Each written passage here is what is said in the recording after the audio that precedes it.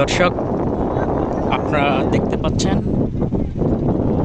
Beach football tournament. এখানে যারা কর্মরত আছেন, বিভিন্ন মাছের ট্রলারে যারা কাজ করেন, এরকম শ্রমিকদের যৌথ সমন্বয়ে ফুটবল প্রীতি ম্যাচ অনুষ্ঠিত হচ্ছে। আপনারা দেখতে পাচ্ছেন বালির মাঠে বিচ ফুটবল চলমান রয়েছে। এই মুহূর্তে আবারও খেলা শুরু হচ্ছে। বল মাঠের বাইরে চলে গেছিল। ছোট ছোট পাসের মাধ্যমে খেলা চলমান। আবারও বল পার্শ্বরেখার বাইরে,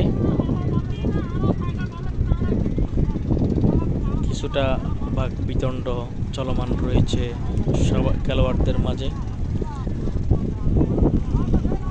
বাংলাদেশ ফুটবল র্যাঙ্ক হিসেবে অনেক নিচে, ক্রিকেট যত টপরে রয়েছে সে তুলনায় ফুটবল অনেকটা পিছিয়ে। তারপরেও বাংলাদেশে ক্রিকেটের চেয়ে ফুটবল জনপ্রিয় বেশি। এসব ক্ষুদ্র ক্ষুদ্র তৃণমূল থেকে যদি খেলোয়াড়দের বিভিন্ন উৎসাহ প্রদানের মাধ্যমে যদি এগিয়ে আনা যায়, তাহলে ফুটবলকে আরও সামনের দিকে এগিয়ে নেওয়া যাবে।